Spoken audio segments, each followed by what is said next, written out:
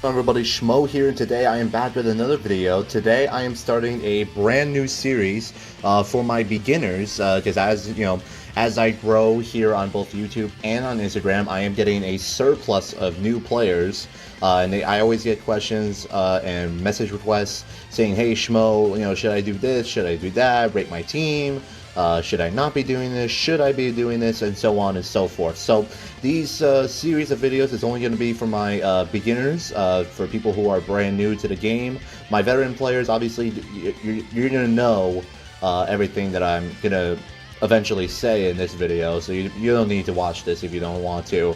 But anyways, we're going to hop right into it. Today's video is going to be focusing on story events. So what you do is you click on start and then event, and then you scroll over to the story tab right here. Now currently this is going live during the Ultimate Gohan global campaign right now, and there are three main story events live right now. We have Vidal's flying technique tutorial, the unknown battle of gods in Majin, and Goku and friends are back. Each of these story events have a free-to-play character that you can farm up and Dokkan Awakening. So for Vidal's, it's Vidal herself. For the unknown battle of gods and Majins, we have a Tech Supreme Kai. And then we also have two characters from the Goku and Friends Are Back story event. One is Tarball, and one is a Gotenks unit. Now, each celebration either brings a new story event or returning story events. I highly recommend that if you're not doing anything else, for my new players, that you grind these story events, and for a couple of main reasons. Number one, it's always good to have units in your box. Okay, you can never have enough, because you never know when you're gonna need them. For all we know, like for example, the Tarball and Gotenks unit, they could get easy A's in the future, which I'm about to bring up. Upcoming on Global Dokkan very soon. Oh wait, it is over here, and we scroll down to right here. The Easy A area for Int Raditz. So Easy A areas in general, they usually have free-to-play units that you need to have on your team. So while Raditz does not require Gotenks or Tarball, for example, I do strongly recommend you grind them up, SA10 them, rainbow them in the hidden potential system, the whole bit, because you never know when you're gonna need them for an Easy A area. For all we know, a couple months from now, that the Gotenks could get a Easy A area. You never know.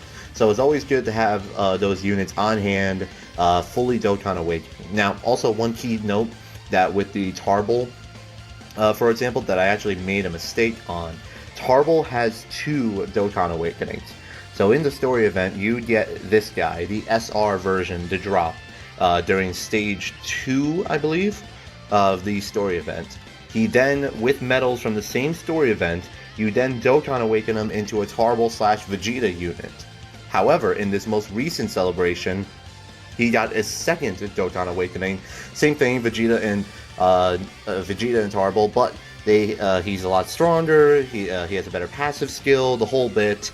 But he requires the radishes from these story events. So if we go back down here to events, and then if I show you right here, in stage 1, you have the small radishes, and then you have the XL radishes. The small radishes is what you're going to need for the Dokkan Awakening medal. So if I scroll over right here, perfect. So you need 50 of the radishes to get one medal for each of them, Gotenks and Tarball. So it's going to be a lot of grinding. However, with the story event, with a lot of story events in general, they do give you a boost if you use a certain category. So for Tarball's story event right here, the more characters you use from the fusion category, which consists of Gogeta and Gotenks units in particular, you want to run them on the same team, and then you'll get a chance for bonus rewards after the end of the area, the stage that you are on.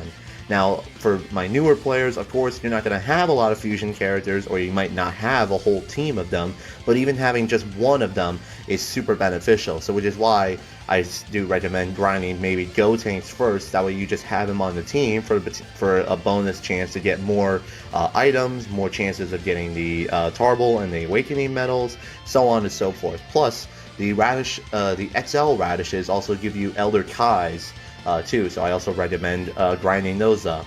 And the same applies to the other ones. They don't have the same little gimmick right here. So realistically, the Unknown Battle of Gods and Majins, the only thing you're going to want to do... Oh, excuse me, I forgot that there is an SR STR West Kai that also comes from this story event too. She was hidden among all the medals over down there. But these guys don't have the same things where there's like a little item that you don't gather. You just get their Dokkan Awakening medals right then and there.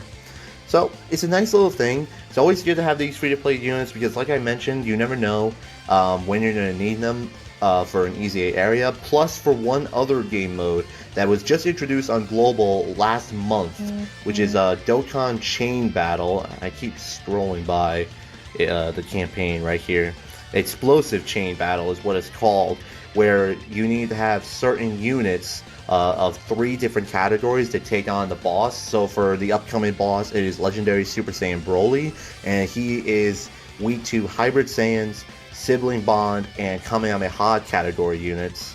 So Gotenks does count, and Tarball actually do count, because they are both on Gotenks is on Hybrid Saiyans, and Tarball is on Siblings Bond. So you might want to, so for my new players who are trying to attempt Explosive Chain Battle, those are 2 units that you could use in the battle against Legendary Super Saiyan Broly. I'll make a video on what units you should use for Explosive Chain Battle. However, whatchamacallit, Explosive Chain Battle is really meant for my older veteran players. So that's just the one thing, so keep that in mind. But anyways, I hope you guys enjoyed this quick little video for my newer players. I'll have more of these coming up about like what banners you should use, what teams you should run, so on and so forth. And plus, if you have any questions for me, I do have my Instagram and Twitter links down below in the description. So if you want to hit me up on either Instagram or Twitter, by all means do so if you have a question for me, and I'll try to answer it for you as best as possible. So I hope you guys enjoyed this video, and I'll see you all in the next one.